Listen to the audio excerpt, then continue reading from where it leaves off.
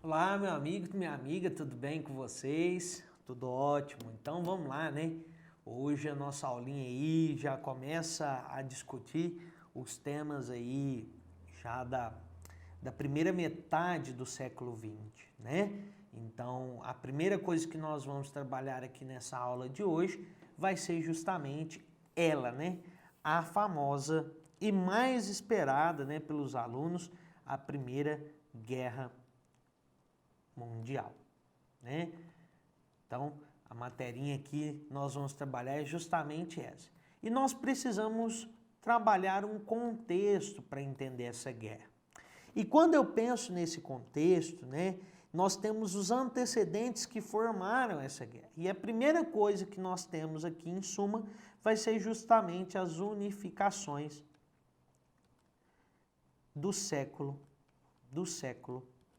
XIX. Obviamente que eu estou falando aqui da unificação da Itália e da Alemanha.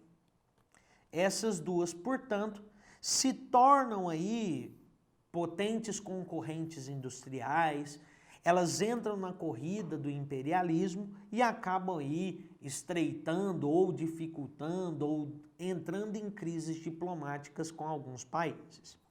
Obviamente, e já que eu comentei nele, outro ponto fundamental vai ser o imperialismo, né? O imperialismo ele vai criar uma disputa entre essas grandes nações aqui envolvidas. Uma disputa por zonas de influência, né? Cada um quer um pedaço maior, porque quanto mais eu produzo, mais eu preciso de mercado consumidor e, obviamente, mais lucro eu terei. E além dessas disputas, né, eu posso falar que o imperialismo ele aumentou as rivalidades entre essas potências que agora são concorrentes. Agora elas se veem como inimigas, como prejudiciais à existência uma da outra. Então é fundamental que você também entenda que a Primeira Guerra Mundial tem como base formadora justamente o que? Essa política imperialista. Outro ponto fundamental para nós vai ser justamente aqui, ó, as políticas de aliança. Essas políticas de aliança é muito importante, pessoal. Beleza? Porque as políticas de aliança vão unir aqueles que têm interesses comuns, que têm identidade parecida. Ela vai unir parecida, isso.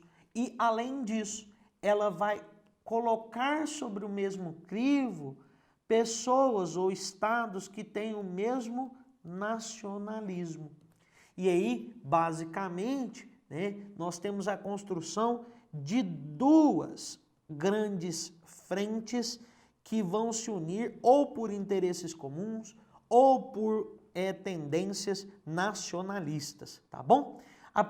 O primeiro grupo que a gente tem vai ser justamente uma criada em 1882, já é a terceira vez que eu comento sobre ela, que é a Tríplice Aliança. Essa Tríplice Aliança, ela é formada por esses países aqui, ó, a Alemanha, ou Segundo Reich, né?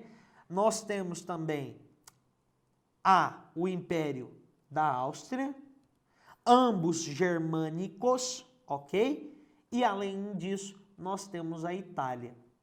A Itália, pessoal, e aqui é uma discussão interessante, porque muita gente fala assim, mas no final da guerra ela muda de lado e não sei o quê. Sim, nós temos aqui um problema. A Alemanha e a Áustria têm laços e vínculos muito profundos por conta do nacionalismo.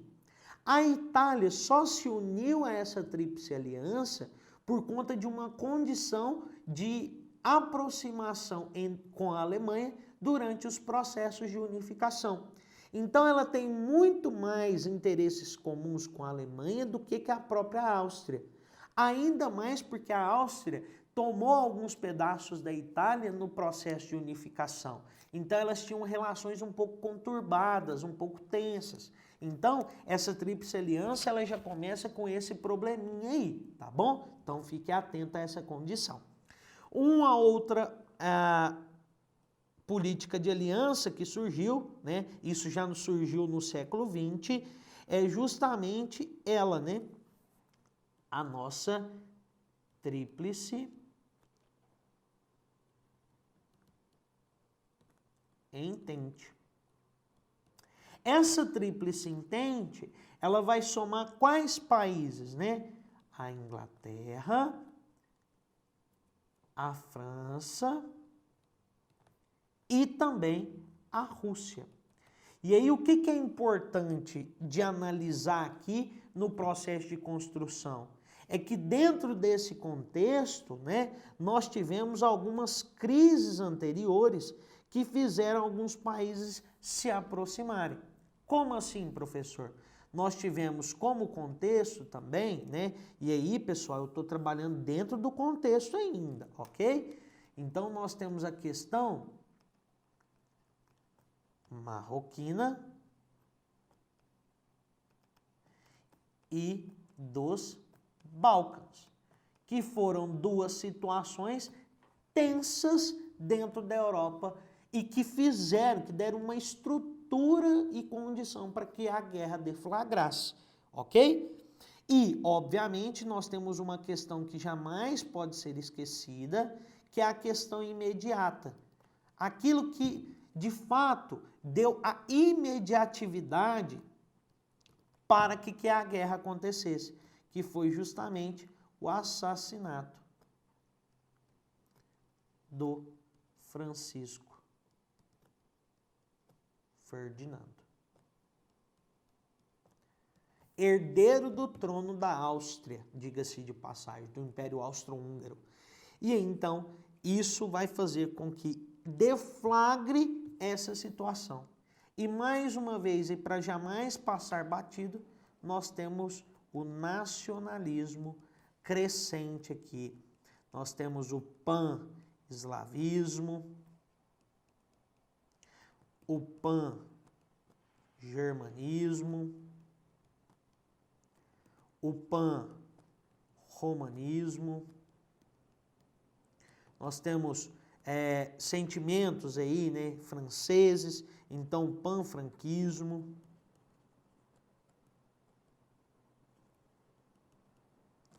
Beleza? Então, todos esses pontos são importantes para nós aqui nessa situação.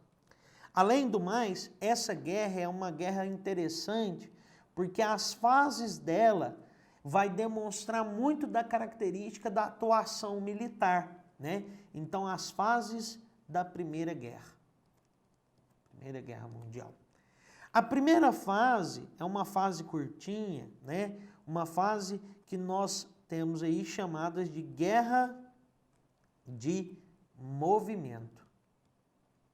O segundo período, ele é conhecido como guerra de trincheiras.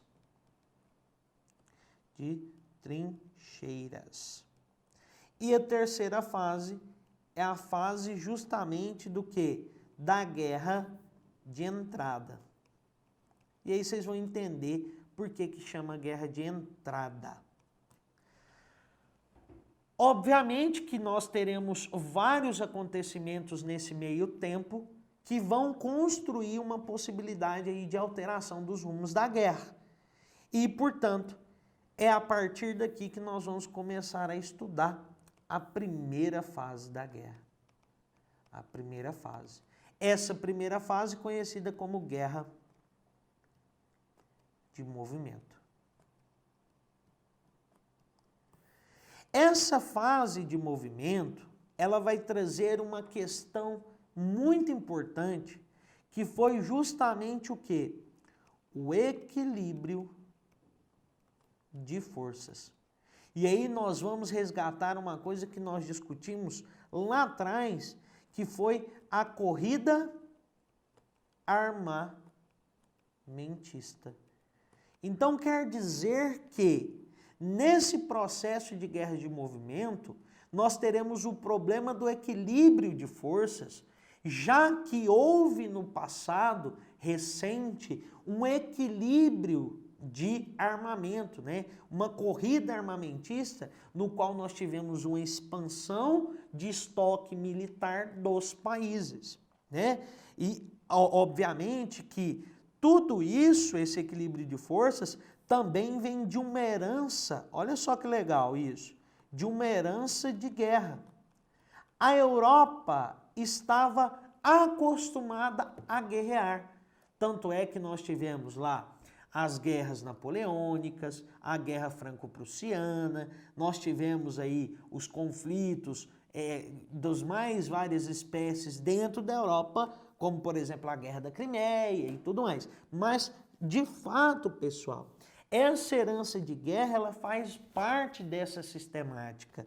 E ainda mais, esses europeus, eles têm uma destreza de combate. Eles sabem fazer guerra. E acima de tudo, né, esses países têm uma forte cavalaria.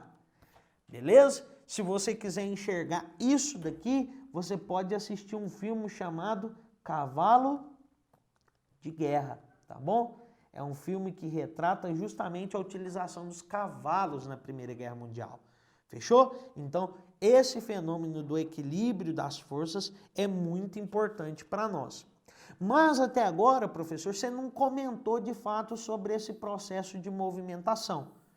Esse movimento de tropas, né, vamos dizer assim, movimento de tropas, ele precisa e ele é dependente de algumas organizações, né? Primeira coisa, essa movimentação, ela vai ser uma movimentação inicial. Por quê? Porque quando eu chego nas fronteiras, todas essas potências, elas têm um equilíbrio de forças. Então não me resta outra saída senão ficar ali na fronteira fazendo um cabo de guerra entre esses dois países. E aí, obviamente, que essa movimentação ela vai depender inicialmente, né, do desenvolvimento da tecnologia.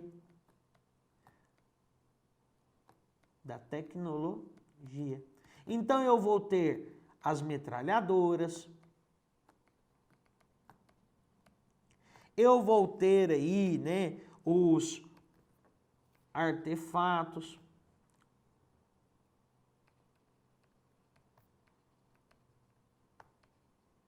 os morteiros, tá bom? Eu vou ter os aviões, inclusive é aqui que nós teremos aí o surgimento do Barão Vermelho, da aviação importante, da coroa inglesa, tá bom? Então tudo isso aí é importante para nós. Nós teremos aí a importante aeronáutica alemã também, tudo isso aí dentro dessa lógica. E como eu te disse, esses países eles chegaram a um ponto de cabo de guerra. Só que um cabo de guerra muito bem equilibrado, porque anteriormente houve toda uma sequência de fatores que deu condições de equilíbrio a essas forças. Então, em pouco tempo aí, um ano, né, basicamente do início da guerra, nós temos a mudança para a segunda fase. Que fase é essa? A fase da guerra de trincheiras.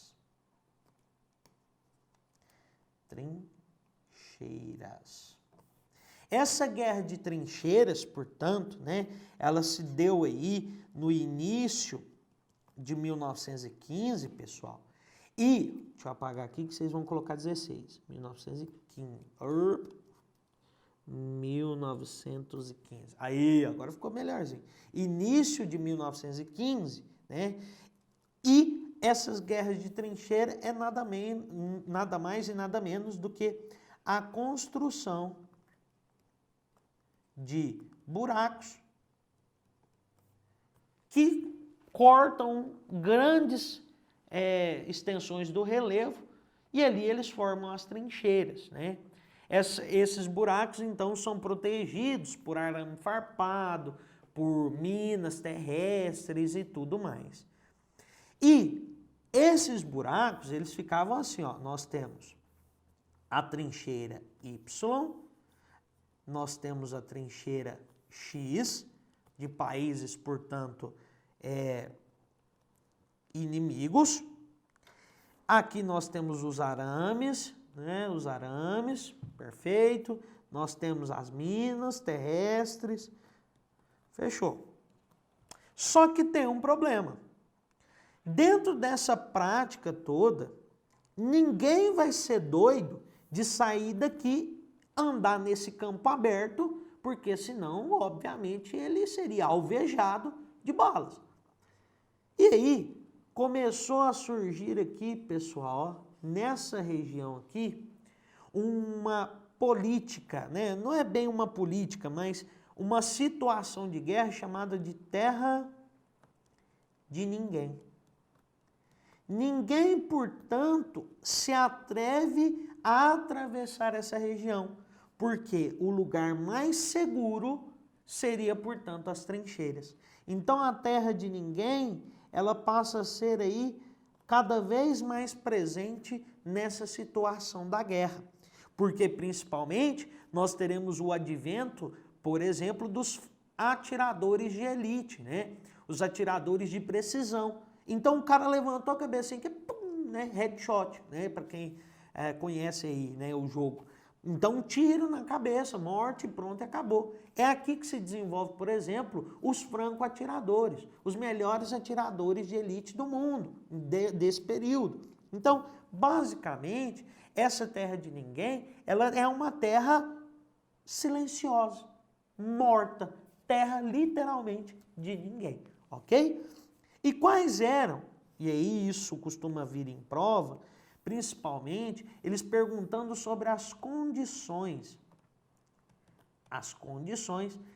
dentro dessas trincheiras aqui, né? Primeiro, nós tínhamos que enfrentar chuvas, então aconteciam os alagamentos, dentro nós tínhamos as feridas, as doenças de pele,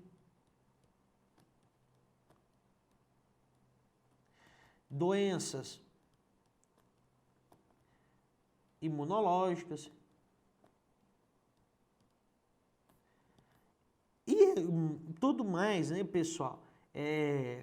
Peste, como rato, piolho, larvas, porque o seu companheiro tomava um tiro aqui do lado, o que você podia fazer? Você não podia fazer nada, porque se você levantasse, você também morria. Então, as condições eram sub-humanas, devastadoras, né? Tanto é que essa guerra, ela cria um contingente de pessoas que tem um reflexo psicológico muito grave. Porque imagina, você está ali lutando durante 6 meses, enquanto seu colega se decompõe do seu lado, né? O mau cheiro e tudo mais. Infelizmente, aí, essa guerra constrói essa condição. Bom, nessa primeira fase também, nós teremos aí algumas alterações nesse processo. O quê? Nós temos a saída da Itália da Tríplice. Opa, deixa eu apagar aqui, né? Da Tríplice Aliança. E para onde que ela vai, professor? Ela vai se organizar e vai para o lado da Tríplice Entente. Lado da Inglaterra, da França, da Rússia. Primeiro, como eu te disse, por que que ela faz isso? Por que que ela faz essa mudança? Primeiro, problemas com a Áustria, que eu já havia comentado com você lá atrás. Problemas territoriais, problemas de convivência e tudo mais. E segundo, promessas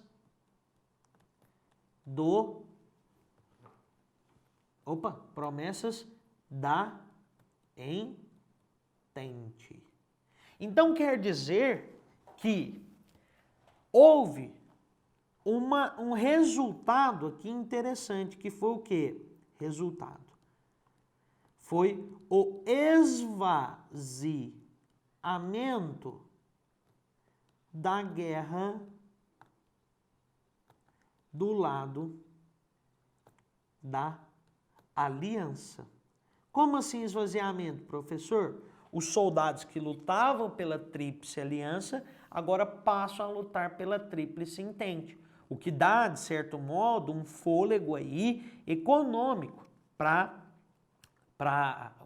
um fôlego militar para a Tríplice Entente, tá bom? Então, por isso, além do mais, né, nessa fase, nós teremos o desenvolvimento de ações militares interessantes.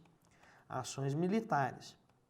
Que ações militares são essas? Primeiro, eu vou começar a utilizar pesado os ataques aéreos. Beleza, já que eu não consigo transpor de uma trincheira para outra, o ataque aéreo vem com a tentativa aí de estourar as trincheiras inimigas. Um segundo passo, né, nós temos os ataques químicos, principalmente de gases.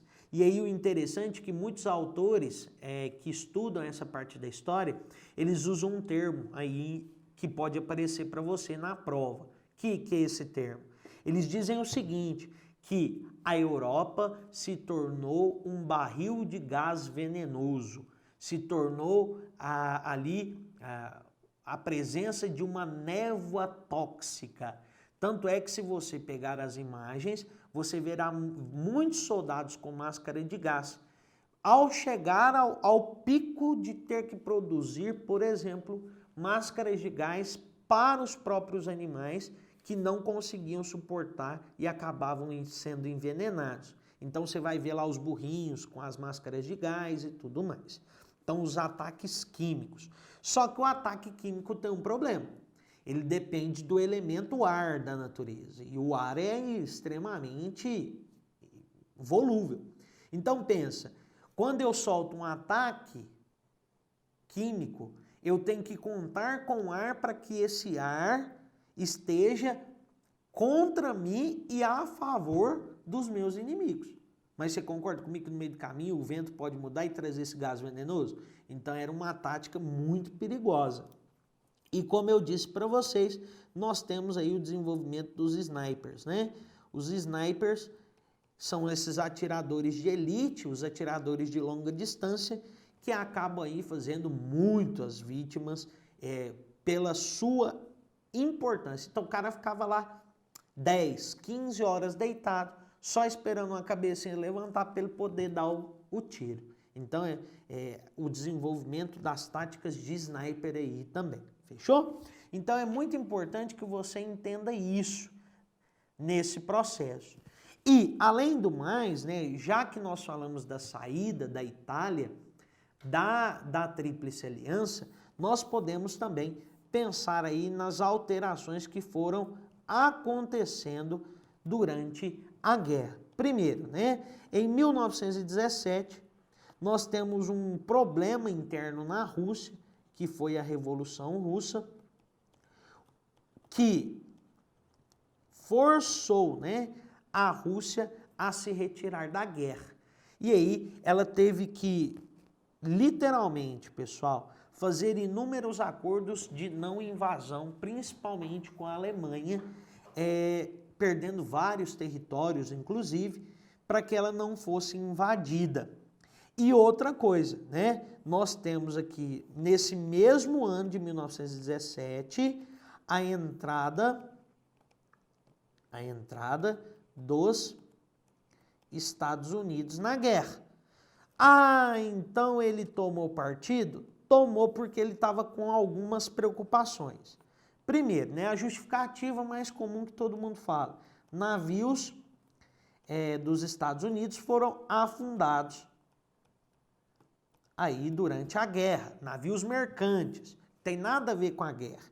E aí, problema, né? Navio afundado, isso aí é uma grave crise diplomática que acaba influenciando a tomada de partido dentro de uma guerra. E outra coisa, né?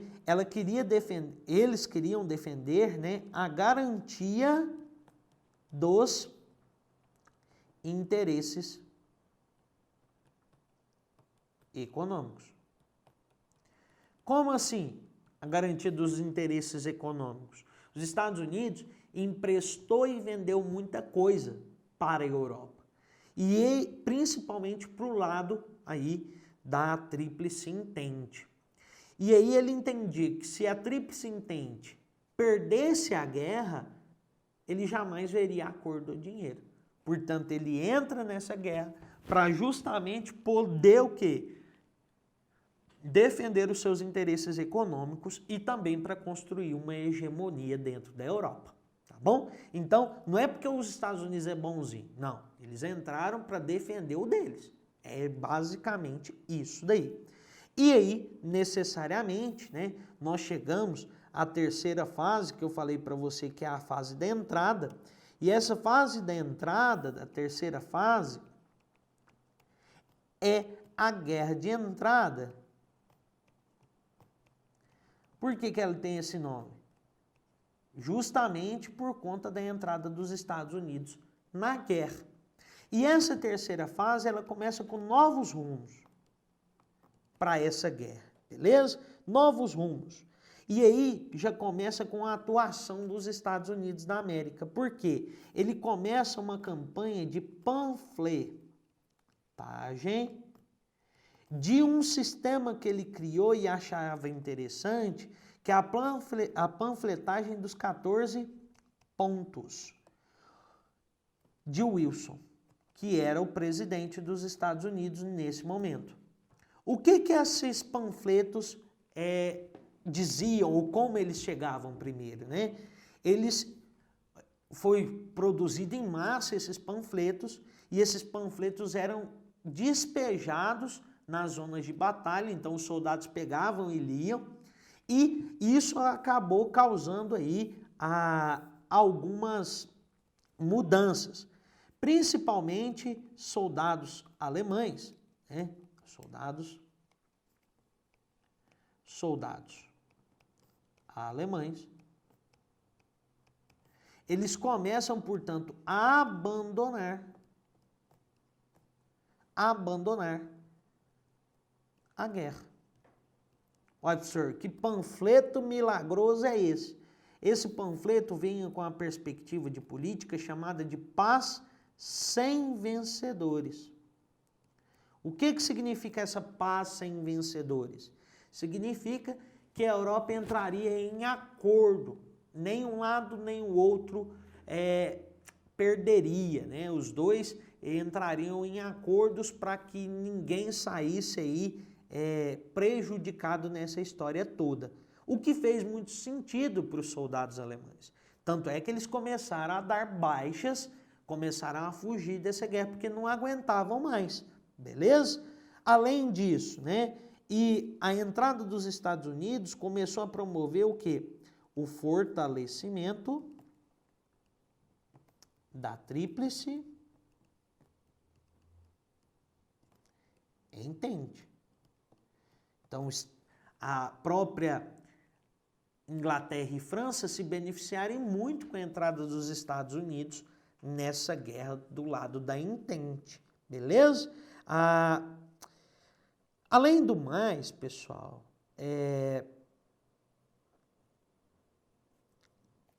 essas elites,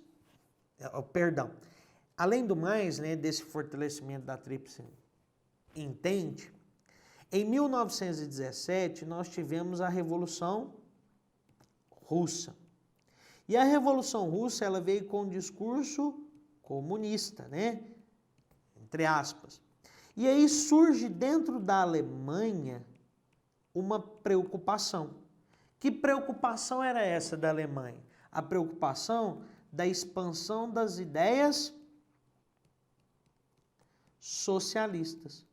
E aí, basicamente, a Alemanha começa a ter todo um cuidado interno para que ela também não entrasse em uma revolução de caráter socialista.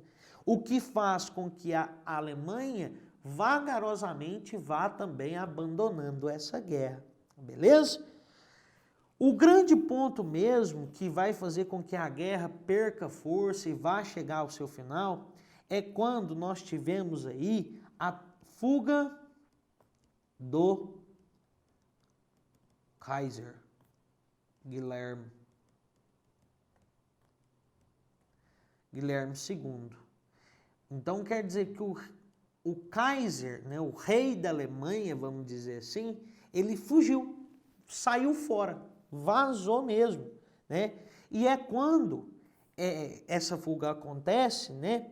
Basicamente, nós teremos um período muito interessante dentro da Alemanha, porque nós teremos a instauração de uma república. Essa república, ela vai até mesmo ter um nominho interessante. Ela vai ser chamada de República de Weimar. Essa República de Weimar, ela vai ter uma constituição, olha só que legal, uma constituição de caráter liberal. Como assim, professor? Uma constituição de caráter liberal? Ela vai ter a defesa, por exemplo, de direito à igualdade, direito à nacionalidade. Nós podemos pensar que também essa Constituição de Weimar, de 1919, ela constrói uma perspectiva da defesa de direitos das minorias, que seria uma sementinha do direito dos direitos sociais, tá bom? Ela vai partir do princípio da inviolabilidade da residência das pessoas. Então o Estado agora, para poder entrar na casa, ele precisa ter um mandato nas mãos, eles não podem entrar a bel prazer. Nós vamos ter a liberdade de manifestação, a vedação à censura, então ela tem um caráter aí liberal. Ela também é conhecida como Constituição de Weimar, tá bom? Beleza? E só para fazer esse comentário, e a guerra mesmo, né, ela vai acabar no dia 11 de novembro de 1918, tá bom? Então, em 1918, nós temos o fim da guerra com a assinatura de rendição. Uma assinatura de rendição que ocorreu, diga-se de passagem, dentro de um trem, de um vagão de trem, beleza? Muito interessante isso daí. Então, basicamente, pessoal, essa guerra termina e nós vamos passar à fase daquilo que nós chamamos de tratados de paz.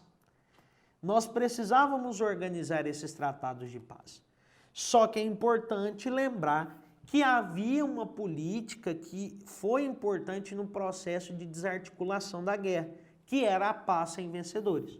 Só que essa política da paz sem vencedores, né, ela fracassou. Fracasso da paz sem vencedores. Por que ela fracassou, né? Porque, basicamente, ela precisava de toda uma estrutura que a Europa não estava preparada. Nós queríamos, de fato, um ganhador e um vencedor, principalmente a Inglaterra e a Alemanha. Tanto é que elas vão negar essa paz sem vencedores. E esse tratado de paz, né, ela vai ser convertida aí aos tratados finais, né, da própria guerra. E o primeiro tratado é o Tratado de Versalhes. Esse tratado aqui, muitos historiadores, eles dizem que essa sistemática, do Tratado de Versalhes foi a ignição para a formação de estados totalitários e também foi responsável pela deflagração da Segunda Guerra Mundial. Mas o que esse Tratado de Versalhes ele dizia, né? Primeira coisa, ela tinha aí uma visão de vitória da Inglaterra e França, e nós tínhamos uma visão de culpa da Alemanha. Beleza? Então isso aí é um dos primeiros termos que já contraria. Tanto é que os Estados Unidos, ele era oposição a isso daqui. Ele queria, portanto, a oposição dos Estados Unidos. Ele queria o quê? Aquela política de paz sem vencedores. Mas não, o Tratado de Versalhes vem com um vitorioso e com um fracassado, né? Nós dizemos que aqui houve um processo de humilhação da Alemanha. Por que uma humilhação da Alemanha? Primeiro, eu levei o meu inimigo na casa do vitorioso para assinar o tratado. Problema, né? É um desrespeito diplomático, né? Feriu a honra dessa galera.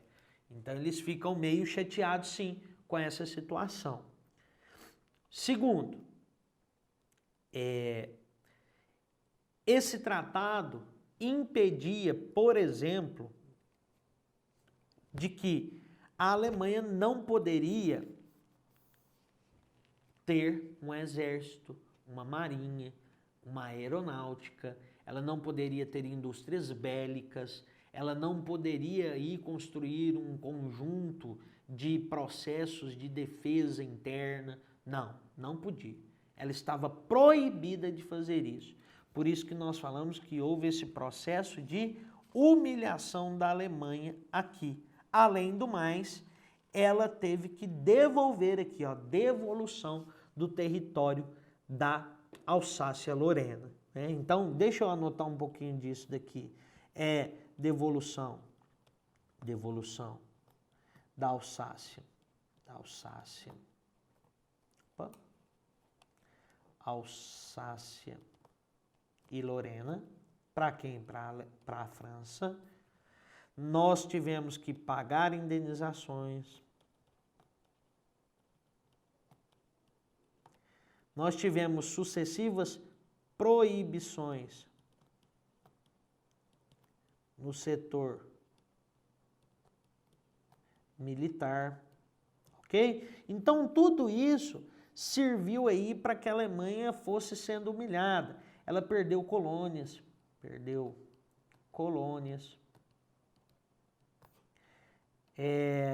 Que mais que nós podemos pensar aqui? Ela foi proibido, né? Um grande medo que se tinha era a proibição. A unificação da Áustria com a Alemanha. Isso ficou conhecido nessa possibilidade de Anschluss, tá bom? Anschluss. Então, foi proibido essa possibilidade aqui, né, do Anschluss. Então, ela foi literalmente pisoteada no Tratado de Versalhes, ok? Nós tivemos outros tratados também, né? Tratados como, por exemplo, Saint-Germain, no qual nós tivemos aí a criação de novos países. Deixa eu colocar isso aqui, Tratado de Saint-Germain. Esse Tratado de Saint-Germain, ele reafirma, por exemplo, a proibição do Anschluss. Ele vai dividir divisão do Império Austro-Húngaro. A partir daqui vai nascer, por exemplo, países como a Hungria, a Áustria, né? a Tchecoslováquia,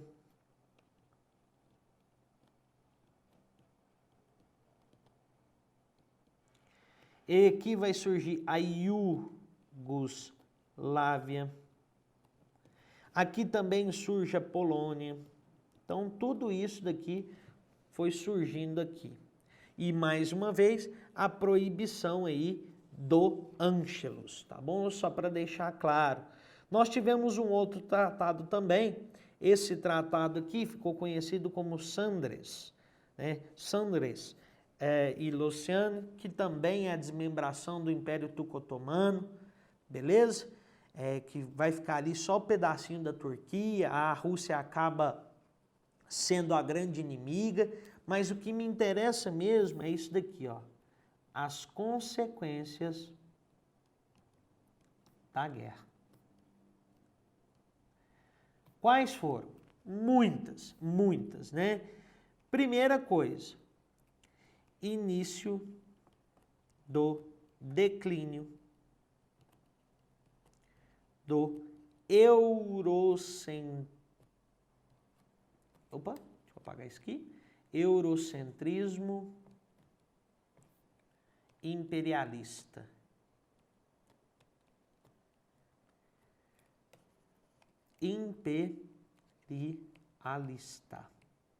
Quer dizer que aquelas novas colônias, elas começam um processo muito interessante chamado de descolonização. É a partir daqui, do enfraquecimento dessas metrópoles, que eu começo a desenvolver essa descolonização, tá bom? Também eu terei uma grave crise econômica,